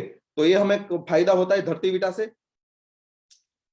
तो इनके अंदर हमने जो उपयोग में लिए गए घटक है वो केटो मतलब पोटेशियम ऑक्साइड है, फुलविक एसिड है, ह्यूमिक एसिड है। इनका हम उपयोग कैसे कर सकते हैं, तो 15 लीटर का जो दवा छिड़काव करने का पंप होता है, इनके अंदर में 10 ग्राम धरती विटा डालना है, 10 ग्राम, ठीक है। तो ये कैसे डालना है, पहले एक बाल्टी के अंदर पानी लेना है, और पानी के अंदर हमने 10 ग्राम धरती विटा डाली, फिर अच्छी तरीके से लकड़ी से हिलाया ताकि वो मिक्स हो जाए, और वो आराम से एक आध मिनट के अंदर मिक्स हो जाएगी अच्छी तरीके से। वो मिक्स हो जाए, फिर वो जो मिश्रण है वो हमें पंप में डालना है दवा छिड़काव करने का, और वो पंप में डाल के फिर हमें फसल के ऊपर छिड़काव करना है। और एक दूसरी चीज हम ये भी कर सकते हैं, बहुत सारे चीजें जो जैविक खाद, जो गोबर वाला खाद है, वो अपने घर पे वो जो भी गाय भैंस वगैरह रखते हैं, ठीक है, एनिमल्स, उनका जो गोबर होता है वो इकट्ठा करते हैं। तो ये गोबर के अंदर भी आप ये धरती विटा का मिक्स करके अपने 1 एकड़ के अंदर 1 किलोग्राम धरती विटा का मिश्रण करके भी आप छिड़काव कर सकते हैं, ठीक है। और आप अपने मिट्टी के अंदर डायरेक्ट भी छिड़काव कर सकते हैं, जैसे मान लो कि हम ये गोबर वगैरह जैसे डालते हैं जमीन के अंदर, तो वे ऐसे ही भी डाल सकते हैं, ठीक है। 1 किलोग्राम की क्वांटिटी आएगी। और ये हमें कितना सस्ता पड़ता है ये भी मैं आपको बताऊं। जैसे उदाहरण के रूप में धरती विटा 1 किलोग्राम है, इनकी डिस्ट्रीब्यूटर प्राइस 700 है। अगर हम ऑफर के माध्यम से गिने तो और भी सस्ता पड़ता है, लेकिन मैं सिर्फ डिस्ट्रीब्यूटर प्राइस गिनूं तो भी 700 रुपीज है। तो 16 लीटर के पंप में हम 10 ग्राम डालते हैं, तो इनका मतलब ये हुआ कि 1 किलोग्राम में से हम 100 पंप बना सकते हैं। दवा छिड़काव करने का 100 पंप बनते हैं, तो एक पंप की कीमत सिर्फ 7 रुपीज हुई। तो अगर मान लो कि हम सिर्फ 1 बीघे के अंदर हम 3 पंप का इस्तेमाल करते हैं, तो भी 21 रुपीज के अंदर हमारा ये काम खत्म हो जाता है। मतलब ये सस्ता भी बहुत पड़ता है और फायदा भी बहुत देता है। फिर है हमारी वृद्धि विटा। जैसे मैंने पहले बात की कि 3 चीज इंपॉर्टेंस है, एक है हमारी भूमि मिट्टी इंपॉर्टेंस है, फसल इंपॉर्टेंस है, और कीटक को आए तो उनका रक्षण करना भी इंपॉर्टेंस है। तो हमने भूमि के ऊपर बात कर दी, भूमि विटा और धरती विटा के ऊपर। अब हम बात करते हैं फसल को विकास करने के लिए, उनके वृद्धि करने के लिए। तो इनके अंदर हमने ये प्रोडक्ट इंट्रोड्यूस की हुई है जिनका नाम है वृद्धि विटा। ये वृद्धि विटा नाम सुन के आपको पता चल गया होगा कि ये वृद्धि और विकास के लिए। तो ये हम कैसे बेनिफिट देता है और कैसे इस्तेमाल करना होता है, मैं इनके बारे में आपको बताना चाहता हूँ। जैसे हमारी ये वृद्धि विटा है, ठीक है, वो अलग अलग हमारी जो आयुर्वेदिक जड़ी बूटियां होती है, वनस्पतियां होती है, ठीक है, उनके अर्क और उनके तेल से हमने बनाई हुई है। ये हमें क्या फायदा करती है, ठीक है, तो ये हमें फसल हमारी होती है, ठीक है, फसल और हमारा पौधा होता है, उनका विकास करने के अंदर फायदा करती है। फिर उनका फलन करती है, मतलब इनके अंदर फल फूल जो भी आते हैं, फल फूल, इनको भी अच्छा बनाती है। साथ ही साथ फसल प्रजनन भी करती है। जैसे उनकी जो एक सिस्टम होती है प्रजनन सिस्टम, ठीक है, वो सिस्टम के ऊपर भी काम करती है ताकि हमें अच्छे से ऐसा फल और फूल मिले, और साथ ही साथ उत्पादन में भी वृद्धि होती है। ये जो वृद्धि विटा है ना, ये वृद्धि और विकास के लिए, ठीक है, जो हमारी फसल है उनकी वृद्धि और विकास के लिए हमने बनाई हुई है। और इसीलिए हमने इसके अंदर जो इंग्रेडिएंट ऐड किया हुआ है, अश्वगंधा है, चित्रक है, एलोवेरा है, अरंडी का तेल है, और अलग अलग बहुत सारे अन्य औषधियां है, जैसे केल का पानी है, ठीक है, ऐसे अलग अलग हमने चीजें, फिर तुलसी भी हमने डाला हुआ है इनके अंदर। तो ये सारी चीज हमने इसीलिए डाली हुई है क्योंकि ये वृद्धि और विकास के अंदर बहुत ही कारगर साबित होती है। और ये वृद्धि विटा के अंदर और भी हमने एक चीज डाली हुई है जो पौधे का इम्यूनिटी के ऊपर भी काम करती है, ठीक है। तो जैसे मान लो कि पौधे का वृद्धि विकास तो करेगा ही, साथ ही साथ उनकी इम्यूनिटी भी बरकरार रखेगा। और इम्यूनिटी अच्छी रहने के कारण जो सूचने वाले कीटक होते हैं, फिर इल्ली होती है, ठीक है, फिर जो फूग होती है, फंगल इन्फेक्शन होता है, इनके ऊपर भी ये बहुत ही अच्छा कंट्रोल करेगा। क्योंकि अगर पौधे का इम्यूनिटी अच्छी हो गई, ठीक है, तो ये जो सारी चीज है वो तो पौधे के ऊपर इफेक्ट भी नहीं करेगी। तो ये वृद्धि और विकास के लिए है, ये आपको ध्यान में रखना है। जो भी हमारी फसल है, इनका वृद्धि और विकास करने के लिए हम वृद्धि विटा का छिड़काव कर सकते हैं। और इनका छिड़काव हमें कम करना है जब भी हम फसल बोते हैं, और फसल बोने के बाद 20 दिन बाद आप वृद्धि विटा का छिड़काव कर सकते हो।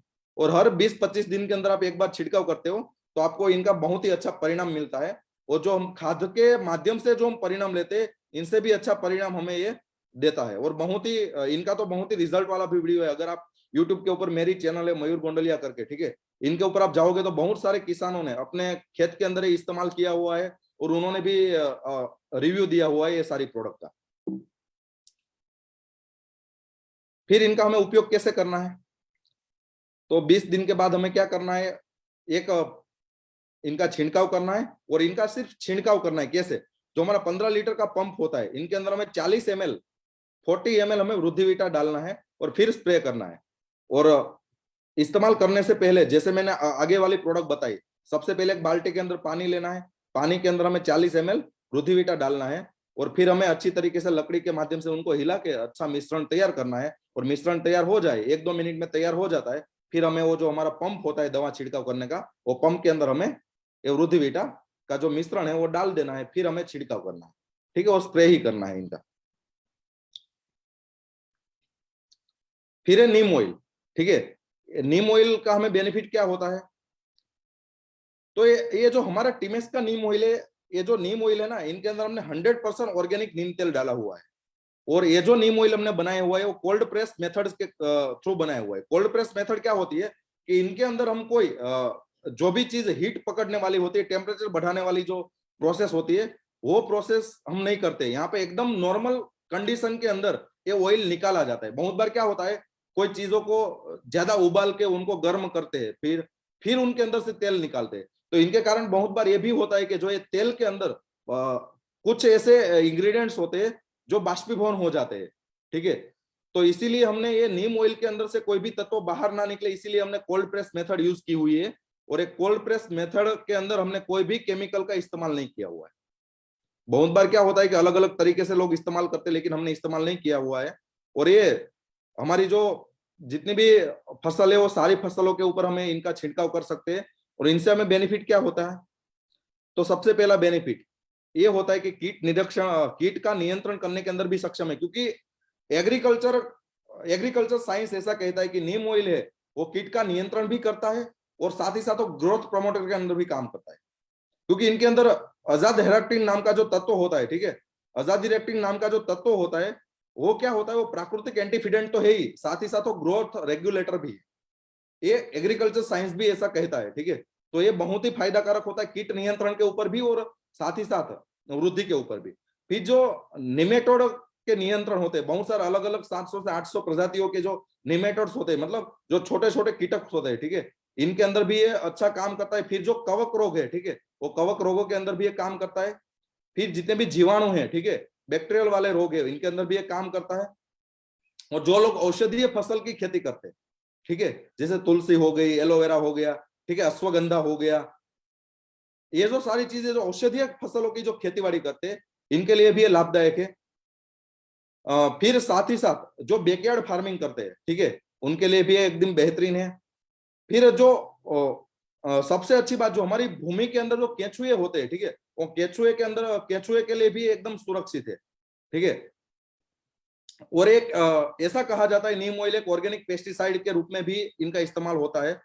और हमारे जो घरेलू जानवर है, ठीक है, गाय है, भैंस है, ये सारे जो जानवर है, इनको भी ये कोई नुकसान नहीं करता है।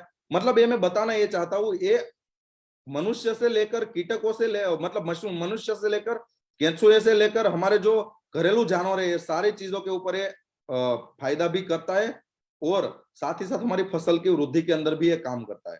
ठीक है, इनका हमने इनके अंदर सिर्फ और सिर्फ नीम ऑयल कॉन्सेंट्रेटेड हमने डाला हुआ है। इनका उपयोग हमें कैसे करना है, जैसे 15 लीटर पंप के अंदर जो हमारा 15 लीटर वाला पंप होता है दवा छिड़काव करने का, इनके अंदर आपको 40 ml नीम का तेल डाल के फिर इनका छिड़काव करना है। और छिड़काव करने से पहले बाल्टी के अंदर पानी ले लेना है, फिर इनके अंदर 40 ml आपने नीम ऑयल डाला और फिर मिश्रण तैयार करके आपने पंप के अंदर डाला और छिड़काव किया। और साथ ही साथ हमारी जो टीमएस की बायोरक्षक 20 और बायोरक्षक 40 है, इनके साथ भी आप छिड़काव कर सकते हैं, ताकि जो बायोरक्षक 20 और 40 की भी क्षमता होती है वो क्षमता बढ़ जाती है। वो मैं आगे बायो 20 और 40 के अंदर भी आपको डिटेल में बताने वाला हूँ, इसलिए मैं यहाँ पे आपको डिटेल में नहीं बता रहा हूँ। अब हम बात करते हैं, मैंने बताया पहले हमने बात की जमीन के ऊपर, फिर हमने बात की वृद्धि विकास के ऊपर, हम अब बात करते हैं कीटकों के ऊपर। अगर मान लो कि कीटक आ जाए तो हम क्या करते हैं, क्योंकि बहुत बार क्या होता है जब किसानों को ऑर्गेनिक खेती तो करनी ही होती है, लेकिन ऑर्गेनिक खेती के अंदर वृद्धि विकास की या तो जमीन के लिए तो दवाइयां मिल जाती है, लेकिन बहुत कम दवाइयां मिलती है उनको कीटकों के ऊपर। और जब कीटक आ जाते, कीट आ जाते, फिर उनको क्या करना पड़ता है, मजबूरन उनको पेस्टिसाइड का इस्तेमाल करना पड़ता है।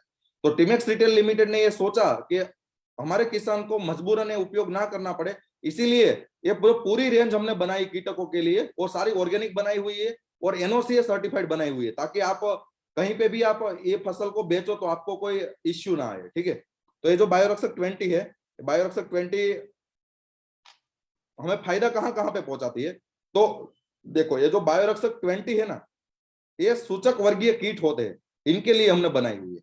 जैसे मान लो कि सफेद मक्खी हो गई, फिर चेया मतलब मोह हो गया, हरा तेला हो गया, फिर मकड़ी हो गई, कथीरी हो गई, मिलीबाग हो गई, और जितने भी रस सूचने वाले कीटक होते हैं, रस सूचने वाले कीटक मतलब वो क्या करते हैं, जो हमारे जो पौधे की जो पत्तियां होती है, ठीक है, वो पत्तियों के ऊपर वो बैठ जाते हैं और पत्तियों के अंदर से जो हरित द्रव्य होता है उनको ये सूचने लगते हैं, और हरित द्रव्य सूचने के कारण वो जो हमारा पौधा होता है, वो पौधा क्या करता है, अपनी इम्यूनिटी गंवा देता है, और इम्यूनिटी गंवाने के कारण वो पौधा होता है वो धीरे धीरे धीरे धीरे नष्ट हो जाता है। तो ये जो सूचक वर्गीय जो कीटक होते हैं, इनके नियंत्रण के लिए हमने ये बनाया हुआ है। तो ये सफेद मक्खी, चेया, हरा तेला, मकड़ी, कथीरी, मिलीबाग और रस सूचने वाले जितने भी कीटक है, ये सारे के ऊपर आप इसका इस्तेमाल कर सकते हैं। ठीक है, जैसे थ्रिप्स हो गई, कैटरपिलर हो गया, व्हाइट फ्लाइज हो गई। जैसे व्हाइट फ्लाइज होती है, ठीक है, जैसे मान लो कि कोई कोकोनट का जितने भी कोकोनट के पेड़ है, ठीक है, वो कोकोनट के पेड़ के ऊपर व्हाइट फ्लाइज का बहुत ही इफेक्ट होता है। ठीक है, जितने भी लोग कोकोनट, जैसे मान लो कि हमारे समुद्र किनारे है, ठीक है, वहां पे जो सारे कोकोनट्स होते हैं, तो वहां पे बहुत ही ज्यादा इनका प्रभाव होता है व्हाइट फ्लाइज का, तो इसके अंदर आपका इस्तेमाल कर सकते हैं। फिर लिली पॉपी हो गई, मिलीबाग्स हो गया, और रस सूखने वाले सारे कीटकों के अंदर सुरक्षा प्रदान करता है। इनके अंदर जो हमने उपयोग में लिए गए घटक है, जैसे चमेली का तेल है, कस्टर्ड पत्ता है, दंती है, करंज का तेल है, नीम का तेल है, अरंडी का तेल है, नींबू का छिलका है, काली मिर्च है, उनका बीज है, फिर अन्य औषधीय अर्क, ठीक है, वो सारी चीज हमने मिलाई हुई है।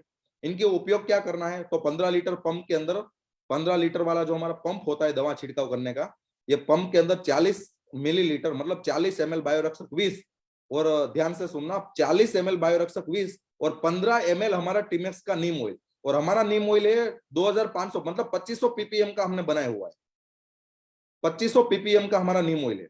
ठीक है, तो 40 ml बायोरक्षक 20 और 15 ml नीम ऑयल का तेल का मिश्रण करके फिर आपको स्प्रे करना है। तो इसीलिए मैंने यहाँ पे लिखा हुआ है कि उपयोग करने से पहले एक बाल्टी के अंदर 40 ml ये हमारा जो बायोरक्षक 20 है वो ले लो, और 15 ml नीम ऑयल, और इनको पानी के अंदर अच्छी तरीके से आप मिक्स कर दो, और जब पानी के अंदर वो अच्छी तरीके से मिक्स हो जाए, फिर आप इसको पंप में डाल के आप स्प्रे करो। इनका आपको स्प्रे ही करना है, इनका ड्रेंचिंग नहीं करना है। ठीक है, ये ध्यान में रखना है, इनका पंप के अंदर स्प्रे ही करना है। ठीक है, ये जो सारी कीटक है मैंने बताई थी रस सूचने वाले, जो देखो यहाँ पे जो दिखाई ना, ये सारी रस सूचने वाले कीटक है। जो सबसे बड़ी इमेज है, यहाँ पे मेरा कर्सर घूम रहा है, ये क्या करता है, ऐसे ये रस सूचते, फिर देखो यहाँ पे नीचे के पोर्शन के अंदर राइट साइड में आप देखो, तो यहाँ पे ऐसे वो पत्ते को कर देते। तो ये जो कीटक आती है, ठीक है, ये जो सारी कीटक आती है, इनके अंदर आपको बायोरक्षक 20 का इस्तेमाल करना है। फिर है बायोरक्षक 40। ये बायोरक्षक 40 है ना, वो सुंडी वर्गीय कीटकों के लिए हमने बनाया हुआ है, जो यहाँ पे आपने बोतल के ऊपर दिखा हुआ है, दिखाई दिया है इमेज, ये इनके लिए हमने बनाया हुआ है। ये हमें क्या बेनिफिट करता है? ये जैसे मान लो कि इल्ली नाशक है, जितनी भी इल्ली है वो इल्ली के ऊपर काम करता है, इल्ली नाशक है। जैसे मान लो कि हरी इल्ली हो गई, फिर पत्ती भेदक इल्ली आती है। पत्ती भेदक इल्ली क्या करती है? वो पत्ते को ही भेद देती है, मतलब पत्ते को ही खा जाती है, वो पत्ती भेदक इल्ली होती है।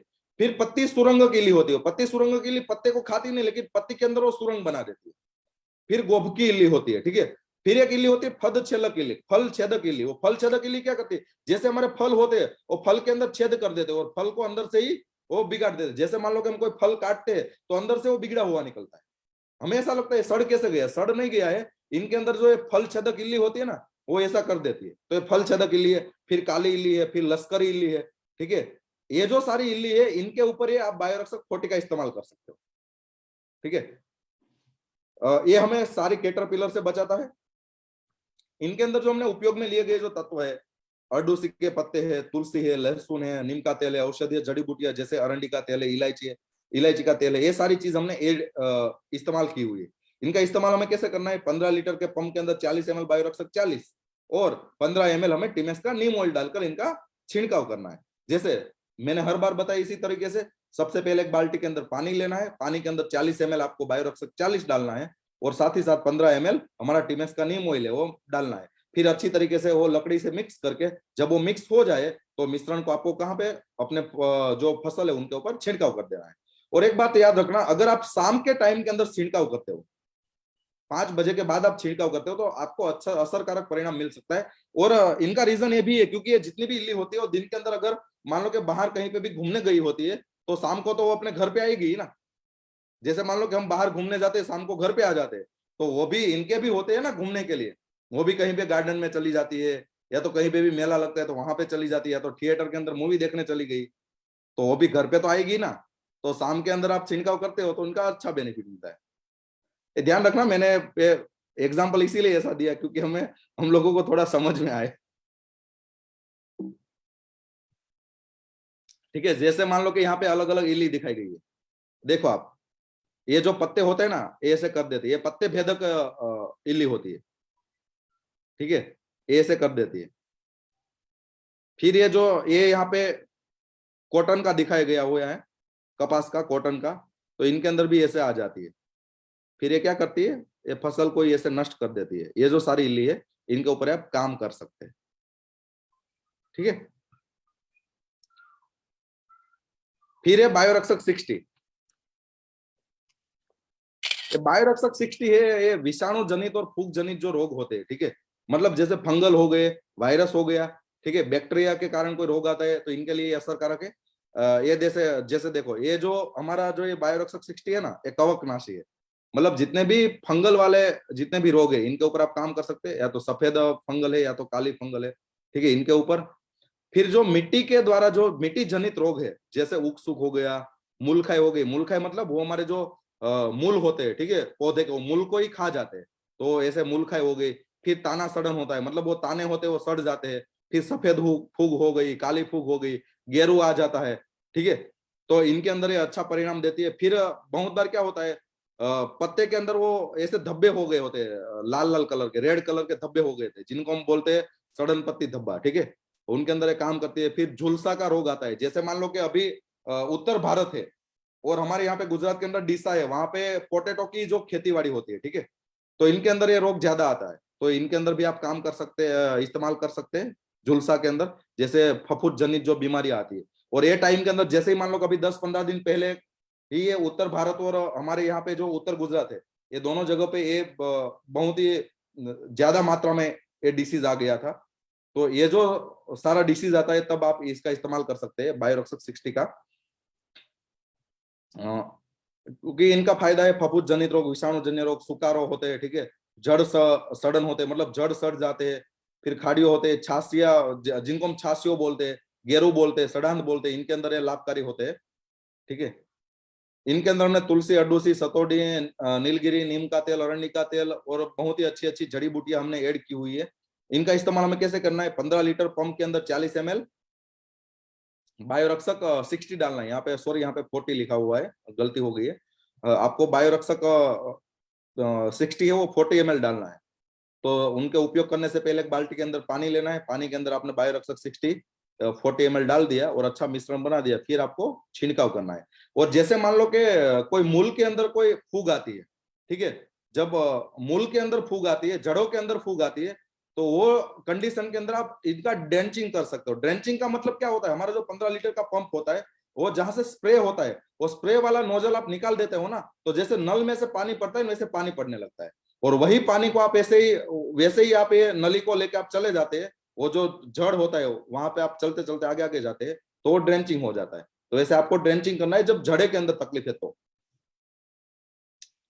ये जो सारी चीज है ना, ये फंगल का इन्फेक्शन होता है, ये जो सारी चीज आती है तो आप इनका इस्तेमाल कर सकते हैं। जैसे मान लो कि जैसे पर्ण होते हैं, जैसे पत्तियां होती है, और पत्तियां ऐसे मान लो कि थोड़ी उनकी साइज होती है ना, और साइज ऐसे बाउल होता है ना, बाउल की शेप भी बन जाती है, ठीक है। तो इनके अंदर आप इसका इस्तेमाल कर सकते हो, फिर ऐसे धब्बे पड़ जाते हैं। यहाँ पे पहली इमेज में दिखाया गया हुआ है, दूसरी इमेज के अंदर ऐसे लाल लाल धब्बे पड़ जाते हैं, फिर यहाँ पे मेन इमेज के अंदर दिखाया गया हुआ है। अगर ऐसी चीज आए, मतलब ये वायरस और बैक्टीरिया या तो फंगल के कारण आती है, तो इनके अंदर आपको बायोरक्षक 60 का इस्तेमाल करना है।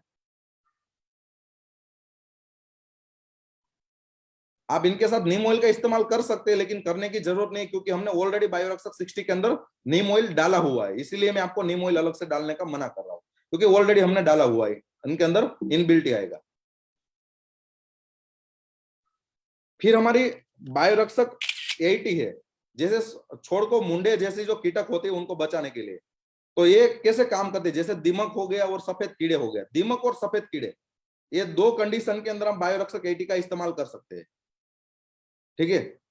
इनका उपयोग इनके अंदर जो हमने उपयोग में लिए गए घटक है, ये संतरे के छिलके का अर्क है, अड्डूसी आंकड़ो है, करंज का तेल है, नीम का तेल इसके अंदर भी हमने डाल दिया हुआ है, अरंडी का तेल है, देवदर का तेल है, और अन्य बहुत अच्छी अच्छी जड़ी बूटियां हमने इस्तेमाल की हुई है।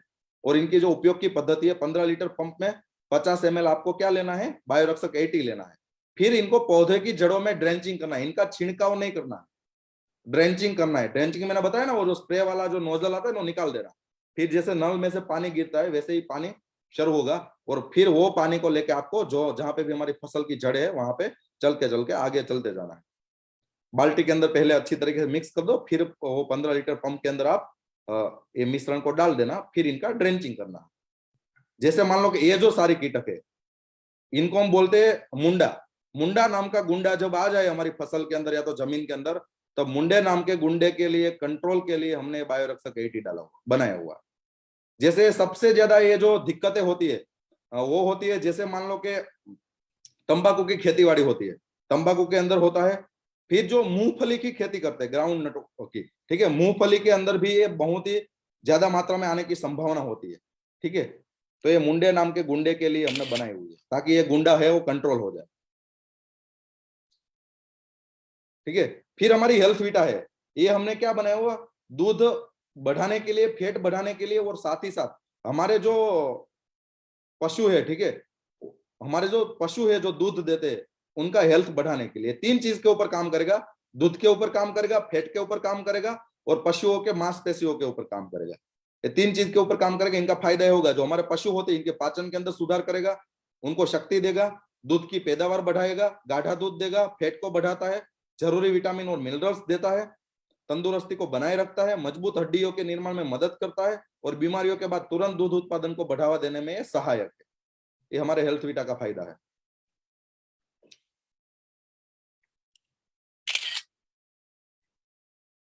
इनके अंदर जो हमने उपयोग में लिए गए घटक है, जैसे अश्वगंधा है, जीवंती है, सतावरी है, जेठीमध है, गोखरू है, नागरमोथा है, कोचा है, आंवला है, वर्धरो है, शंख भस्म है, मंडूर भस्म है, ये सारी चीज हमने ऐड की हुई है। और इनको उपयोगी पद्धति, पशु को दिन में जब आप एक बार 50 ml खाद के साथ दीजिए, और इस्तेमाल से पहले उनको अच्छी तरीके से बोतल को हिलाए। जब हम सुबह के अंदर पशु को खाद देते हैं, ठीक है, दोने से दूध निकालने से पहले, तो खाद के अंदर में 50 ml दे देना है, या तो आप शाम को भी दे सकते हो, लेकिन आप सुबह में देते हो तो अच्छा होता है, क्योंकि सुबह में के अंदर जो पशु होते हैं, ठीक है, वो भी फ्रेश होते हैं, और अगर सुबह के अंदर भी उनके बॉडी में चला जाए तो उनके पूरा दिन भी उनका काम अच्छा रहता है बॉडी के अंदर, ठीक है। तो ऐसे इनका इस्तेमाल कर सकते हैं हमारी हेल्थ वीटा का। भारत के प्रधानमंत्री ने भी जैविक खेती का हमने आह्वान किया हुआ है, बहुत सारे आपको न्यूज के वीडियोस या तो यूट्यूब के अंदर खुद मोदी सर के वीडियो भी हमें मिल जाएंगे, जो खुद ऐसा बोलते हैं कि आप जैविक खेती का इस्तेमाल करो। भाइयों और बहनों, मैं आप सभी सिक्किम वासियों को, यहाँ की सरकार को और विशेषकर यहाँ के किसानों को बधाई देता हूं कि आप ऑर्गेनिक फार्मिंग को लेकर देश में उदाहरण बनकर के सामने आए। सिक्किम 100% ऑर्गेनिक फार्मिंग स्टेट बनने वाला पहला राज्य है। ऑर्गेनिक फार्मिंग को देश भर में बढ़ावा देने के लिए सरकार अनेक प्रयास कर रही है। इसके लिए परंपरागत कृषि विकास योजना के तहत काम किया जा रहा है। न सिर्फ ऑर्गेनिक फार्मिंग को बल दिया जा रहा है, बल्कि उसके लिए वैल्यू एडिशन और मार्केट की व्यवस्था भी की जा रही है। और ये जो हवाई अड्डा है, आज तो पैसेंजर के लिए शुरू हो रहा है, लेकिन वो दिन दूर नहीं होगा जब यहां से फल फूल घंटे भर में दिल्ली के बाजार में पहुंच जाए। वो दिन दूर नहीं होगा।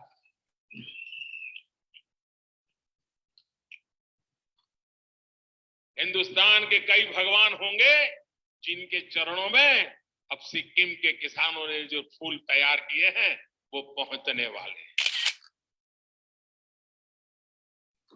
नॉर्थ ईस्ट के राज्यों में सरकार ने mission organic value development for north eastern region नाम से एक विशेष योजना भी चलाई। इसके लिए करीब 400 करोड़ रुपए का प्रावधान किया गया। साथियों, ऑर्गेनिक उत्पाद न सिर्फ हमारे पर्यावरण के लिए, हमारी धरती के लिए सुरक्षित है, बल्कि हमें बीमारियों से भी दूर रखते हैं। देशवासियों का स्वास्थ्य सरकार की सबसे बड़ी प्राथमिकता है। और मुझे कल मुख्यमंत्री जी बता रहे थे कि यहाँ पर पिछले 10 साल में इस ऑर्गेनिक की सफलता का एक सीधा परिणाम दिखाई दे रहा है कि यहाँ आयु अब बढ़ रही है। पहले की दुनिया में पिछले 10 साल में जीवन जीने के उम्र की सीमा तेज गति से बढ़ रही है, और उसमें भी पुरुषों से ज्यादा महिलाओं की बढ़ रही है। मुझे विश्वास है कि देश के लोग भी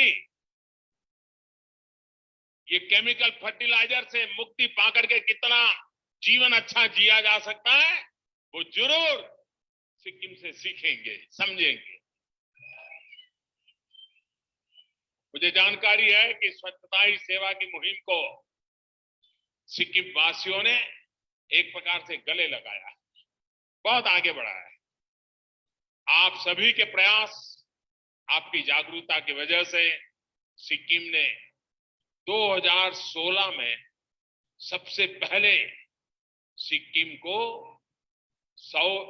खुले में शौच से मुक्त घोषित किया था, ओपन डेफिकेशन फ्री। इतना ही नहीं, प्लास्टिक के कचरे से मुक्ति के लिए भी आप लोगों ने बहुत प्रशंसनीय काम किया है। तो दोस्तों, हमारे प्रधानमंत्री भी ये ऑर्गेनिक फार्मिंग के बारे में वो भी बोल रहे हैं कि हम केमिकल का इस्तेमाल कम करें या तो बंद करें, ताकि जो उन्होंने एक बहुत ही अच्छी बात बताई कि जो सिक्किम है, ठीक है, उनके लोगों की जो आयुष्य है वो भी अच्छी बढ़ने लगी है और स्वास्थ्य के अंदर भी सुधार आया है।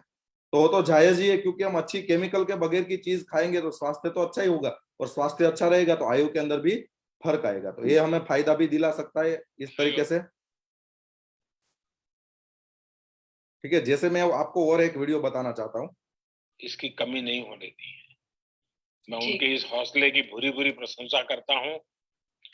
हाँ, तारीफ के साथ ही मेरी आप सभी से एक प्रार्थना भी है, क्या पंजाब हो, हरियाणा हो, देश का किसान, और पल्लवी जी मुझे लगता है कि पठानकोट हो, गुरदासपुर हो, जैसे ड्रग्स के खिलाफ मैंने देखा है कि पठानकोट और गुरदासपुर की बहनें जब मैं वहां संगठन का काम करता था तो मेरा कई गांव की माताओं बहनों से संपर्क रहता था। वो हमेशा मुझे कहती थी कि हमारे नौजवानों को ये ड्रग्स वगैरह से बचाइए, बहुत चिंता करते थे। जैसे वही काम है वैसे हमारी इस धरती माता को बचाना, हमारे किसानों के उज्जवल भविष्य के लिए, हमारे देश के नागरिकों के उत्तम स्वास्थ्य के लिए, हमारी आने वाली पीढ़ियां कमजोर पैदा ना हो, इसलिए भी हमें गांव-गांव किसानों को समझाना होगा कि यूरिया का उपयोग कम करें। यूरिया के कारण बहुत बड़े संकट आ रहे हैं। यूरिया से हमारी मिट्टी, हमारे जल, उस पर बहुत विपरीत असर होता है। और इसलिए पल्लवी जी, आप जैसे प्रधान गांव वालों को समझाए कि भाई अब गांव में पहले अगर 10 थैली आता था यूरिया तो अब 5 थैली आएगा, पहले 100 थैली आता था तो 50 थैली आएगा, हम आधा कर देंगे। आप देखिए पैसा भी बचेगा और ये हमारी धरती माता भी बचेगी। तो मैं चाहूंगा कि जब पंजाब के किसानों से बात हो रही है और पल्लवी जैसे प्रधान से बात हो रही है,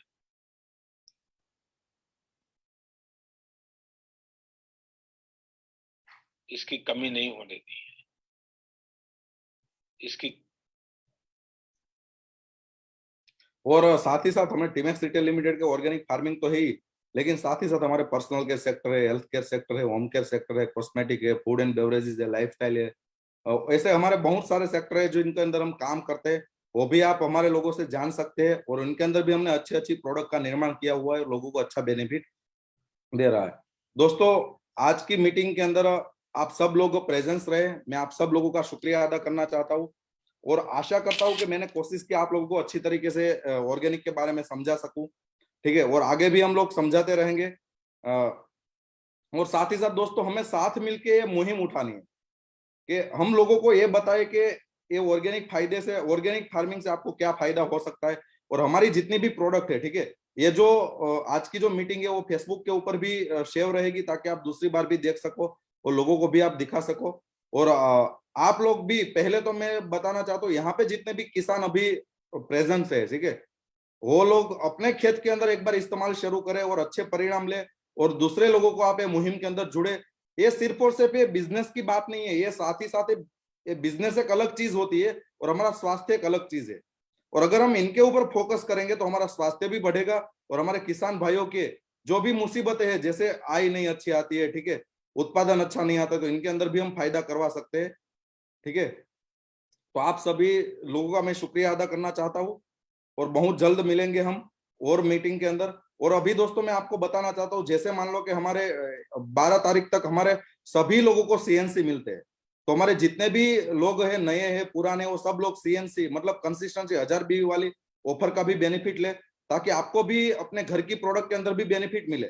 ठीक है, तो आप वो भी बेनिफिट ले और जिनको ये प्रोडक्ट ऑफर के बारे में समझ नहीं, वो अपने सीनियर से पूछे और अच्छी तरीके से एक बार सीखे उनसे, बहुत ही अच्छा आपको फायदा मिलेगा।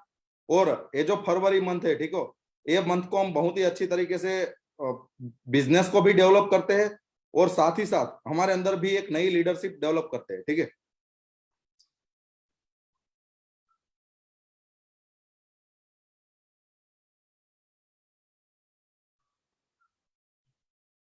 अगर आपको मान लो कि कोई क्वेश्चन है, आप पूछ सकते हो टाइप करके। को होस्ट के अंदर मेरा नाम है, तो आप मुझे डायरेक्ट क्वेश्चन भी पूछ सकते हो।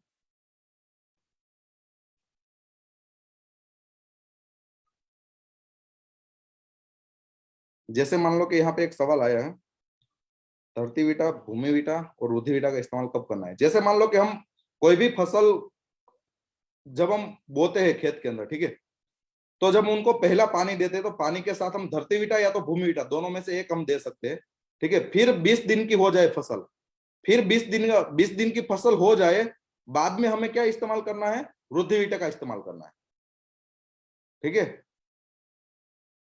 पहले हमें क्या इस्तेमाल करना है, धरती विटा या तो भूमि विटा, दोनों में से एक का। फिर हमें 20 दिन बाद क्या करना है, रुधि विटा का इस्तेमाल करना है। फिर हर 20 दिन के अंदर हम इस्तेमाल कर सकते हैं। ओके, और कोई सवाल। हाँ बस इसी तरीके से यूज करना है सर।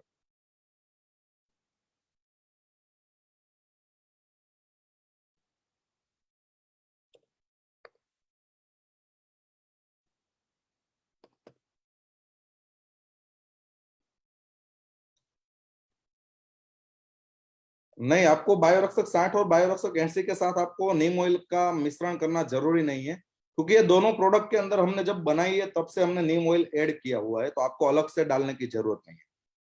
और बायोरक्षक 20 और 40 में मैं इसीलिए बता रहा हूँ क्योंकि जो ये बायोरक्षक 20 और 40 स्पेशली इल्ली के लिए और जो सूचीय वर्गीय कीटक है इनके लिए हमने बनाई हुई है, ठीक है। तो ये जो कीटक है ना, तो इनके ऊपर ये बायोरक्षक 20 का इफेक्ट बहुत ही अच्छा होता है एज ए एग्रीकल्चर की बात करूं तो, इसीलिए मैंने आपको बोला है कि इनके अंदर आप नीम ऑयल का इस्तेमाल करें। आप गर्म पानी के साथ भी मिक्स करते हैं, या तो गर्म पानी नहीं है तो नॉर्मल पानी के अंदर भी ये मिक्स हो जाएगा, लेकिन थोड़ा आपको अच्छी तरीके से लकड़ी से हिलाना पड़ेगा। सर जी अभी जो रोग है उसके नारियल बोल व्हाइट मक्खी, हाँ तो वो व्हाइट फ्लाई मैंने पहले ही बताया ना, व्हाइट फ्लाई सबसे ज्यादा आता है नारियल के अंदर, तो व्हाइट फ्लाई के अंदर ये इस्तेमाल कर सकते हैं। जो जहां पे भी नारियल ही है वहां पे तो ये व्हाइट फ्लाई की समस्या होने ही वाली है।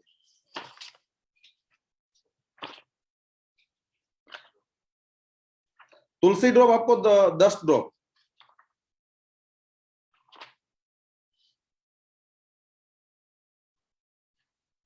और व्हाइट फ्लाई के अंदर बायोरक्षक 20 हो, तुलसी ड्रॉप आप मिलाते हो तो 10 ड्रॉप आप मिलाओ।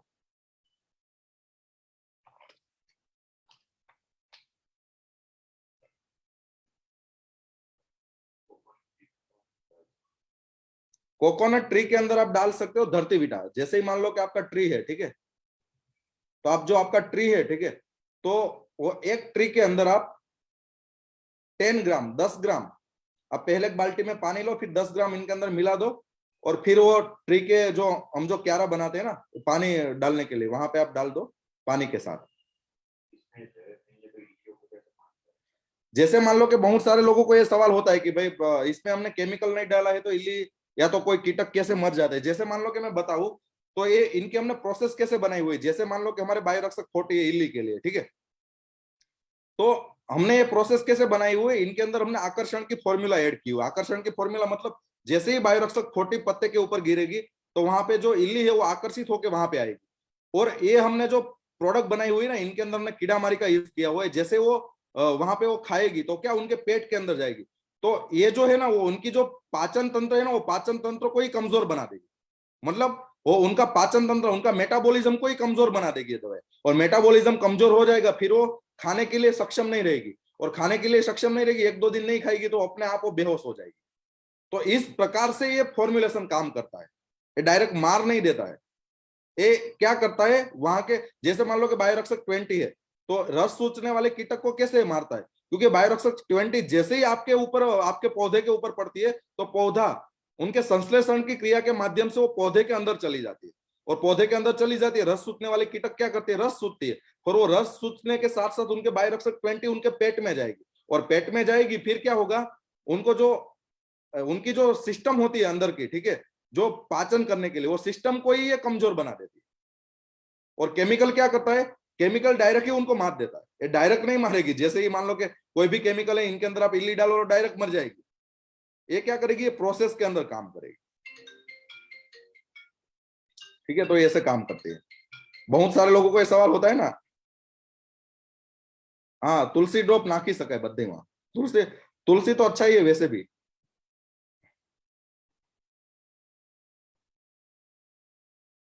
मुझे भी एक इंसान ने ऐसा पूछा था, क्या केमिकल नहीं है तो ये कैसे मरेगी, मैंने बोला ये मरती नहीं, ऐसे काम करती है। और एनओसी वैसे तो सर्टिफिकेट किसी को दे नहीं देती। ओके, आशा करता हूँ सब लोगों को समझ में आ गया होगा, और ऐसा है तो हम समय अंतर पे भी मीटिंग करते रहेंगे, ठीक है। और 1-2 बार आप ये मीटिंग फिर से देखोगे तो बहुत सारी चीज समझ में आ जाएगी आपको। मिलते हैं दोस्तों, थैंक यू वेरी मच। अभी 12 तारीख को जितने भी हमारे नए और पुराने लोग हैं सबको हम सीएनसी के अंदर हम ऑफर का बेनिफिट देते हैं, और मिलते हैं बहुत जल्द। Thank you very much.